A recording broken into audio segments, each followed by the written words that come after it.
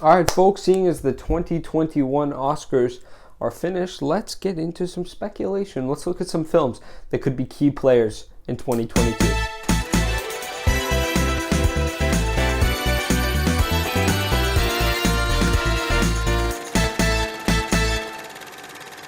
All right, folks, as I mentioned, this is going to be very loose, just discussion of some of the films that I looked out over the next calendar. Some other people have been talking about as potential Oscar players. I may do a formal predictions video like some of my others, maybe later this week, maybe down the line a bit. And then I'll probably keep updating predictions semi-monthly, throughout the year as things develop more and more, as we get some more key players to either bomb or to do really well and, of course, perform better. But for now, we'll just list films, we'll discuss some. So let me know if I missed any down in the comments below. Let me know if you agree with any of my picks. Let me know if you disagree with any of my picks or my reasoning. That's fine too.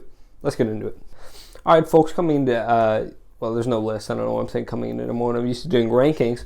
But West Side Story, Spielberg's West Side Story, of course, the trailer dropped at the Oscars. It was supposed to come out last year before COVID. But, this is a musical.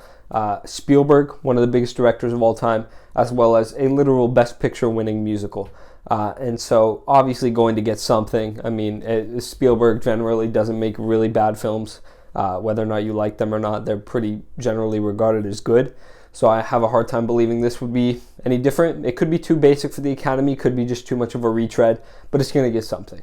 Next up, we have The Tragedy of Macbeth, which is directed by Joel Coen, one of the Coen brothers, and stars recently awarded for the third time, unless you count a producer award, which means 4 Oscars, Frances McDormand, as well as Denzel Washington. So obviously Shakespeare adaptation, Coen brother directing, 2 prestige actors. Folks, this is going to do something. All right, some people say, it could be a weird adaptation. The Coens aren't exactly always known for faithful adaptations. Either way, I think this is doing something just because of all those 3 key things.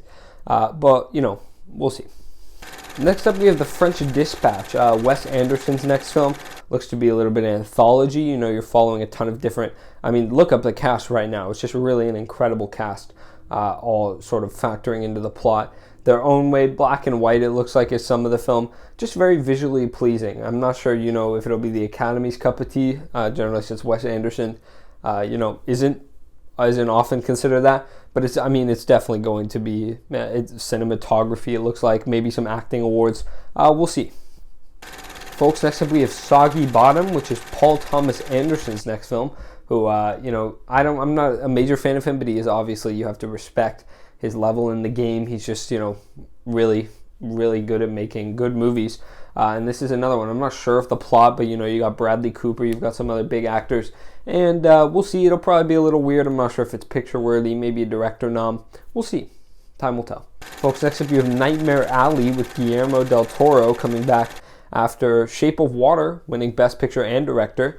Again, I'm not too sure about the plot here either, but it looks like we have a pretty good cast in here. I believe Bradley Cooper's also in this one, and Guillermo del Toro is always good for, taking risks of sorts, and so it could be one that pays off like Shape of Water. We'll see. We'll see if it takes home the top prize. What else? But it's bound to be competing in pretty much every aspect.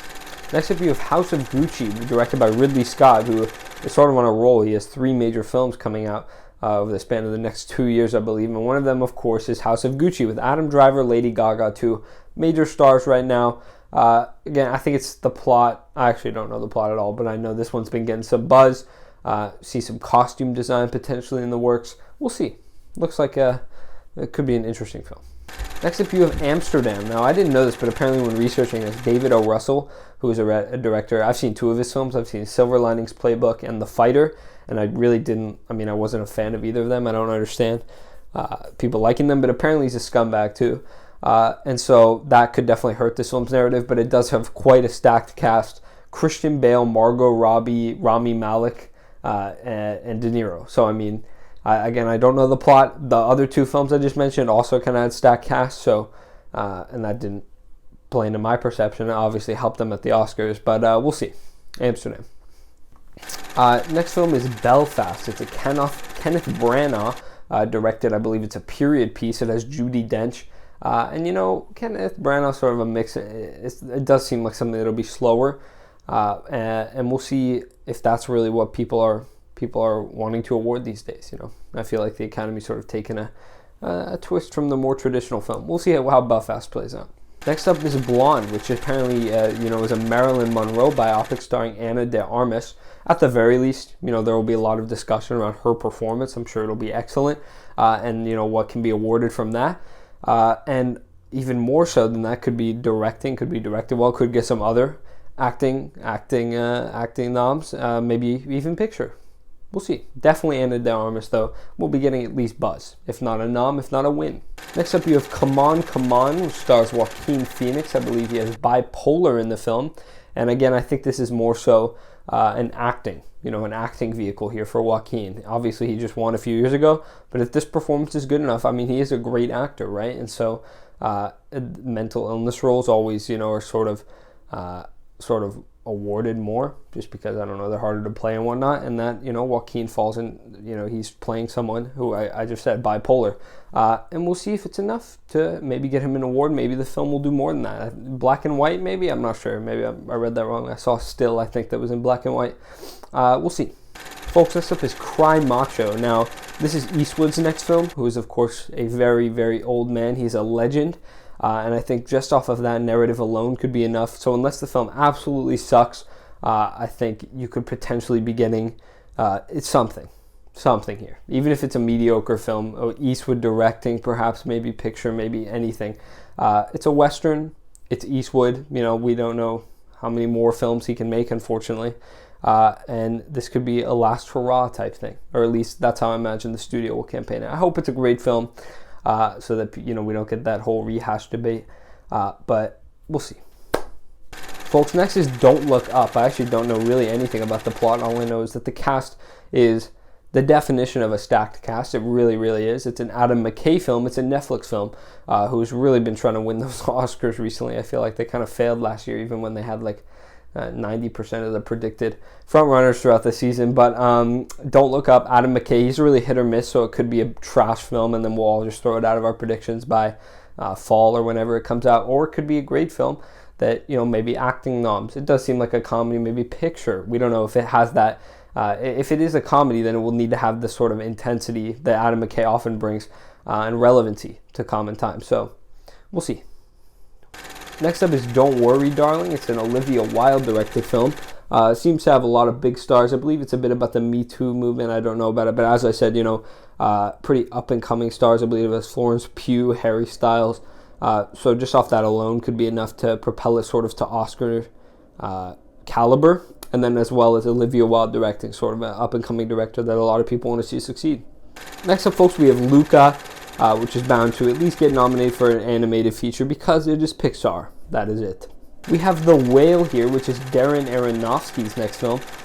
Sort of an interesting director. Does like Black Swan. He did Mother, I believe. Again, not really one of my particular favorites, but the subject matter is about like really overweight guy. I don't know if the Academy will buy. I just thought I'd mention it because he is sort of a name that has popped up here before. Next up is Pinocchio. Del Toro returns second time on this list, and he's directing a 1930s fascist adaptation of Pinocchio. I told you Del Toro was sort of a creative guy, but we'll see how it does. Could be interesting. I could love it. We'll see. Next up, folks, this is one that was buzzed about last season a lot before. It, of course, got delayed. Dune, after the classic novel. Denis Villeneuve, a great director, up and coming as well, and a lot of, popular stars.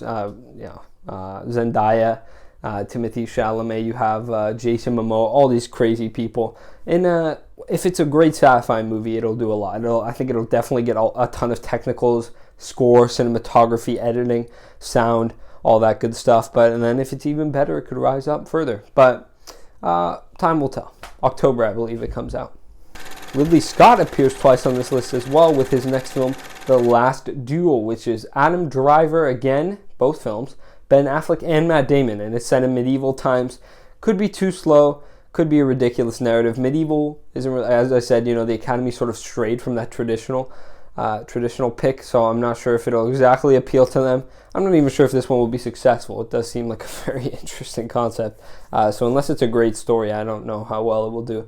But at least he has 2 films going for him, so he gets to throw 2 tickets into the hat. Next up is Last Night in Soho, Edgar Wright. Does seem to be a bit of a thriller, and Edgar Wright is definitely more visual storyteller. Baby Driver was probably the most, I don't even know, audience-friendly Edgar Wright film as far as things go. The rest are more like satirical, whatever. And the Last Night in Soho doesn't seem to be as much in line with the audience-friendly. But it could do well. It does seem like it'll at least get some technicals because he's Edgar Wright, for God's sake. He's a very talented guy. And so I expect it to do something. I've said that about like every film here, and there's a reason, because they're all on here. I'm very excited to see very excited is an exaggeration, but I'm pretty excited to see every film on this list, or I wouldn't put it here. Folks, next up is Next Goal Wins, which is a Taika Waititi comedy. Again, this one was sort of speculated about last year with Michael Fassbender in the lead. It's just Taika, I'm not sure if in my opinion, I don't think it'll be as successful as many people think it will be, just because Jojo Rabbit was the comedy, but it also had that semblance of history. It was a very heartwarming story. I don't think you have that in Next Goal Wins in the same way. Yeah, I just don't think it'll be as big, but it could be. It could be heartwarming, it could be fun, it could be lighthearted, and it could win.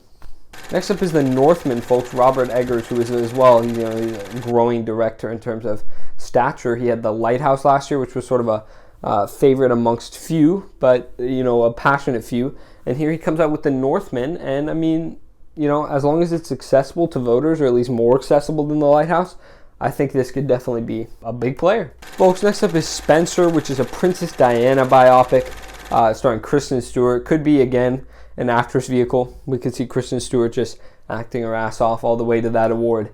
Or it could be, again, like Blonde, more of a get some more buzz, some more acting nominees, directing perhaps, picture perhaps, and we will see.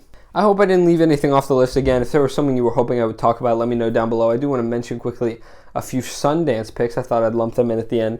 And we really don't know how well these are going to do. They got some buzz. You have CODA, which is a film, as far as I can understand, regarding deaf experiences. It won the top prize at Sundance, which is obviously a prestigious ceremony, so that means something, obviously. And then Mass, which is a film about school shootings, could be timely. Apparently all of the acting performances are excellent, so it could get something there. And then Flee, which is actually an animated documentary, and that got lots of buzz as well, so that could be both an animated and documentary. Alright folks, so that is all of the films that I'm going to cover today. That's 2022 Oscar speculation. Again, I don't think I'll do another video like this, but I will continue to do predictions about the actual ceremony itself, probably as we learn more, maybe even soon. If you guys want me to do it, let me know down below. I'll probably do it with the limited knowledge I have. And then a year from now, we'll make fun of them, look back. But folks, I've been EPC Reviews. You've been amazing. Stay tuned with me as we follow this season, as we predict the different things that will happen. Yada yada. Bye-bye.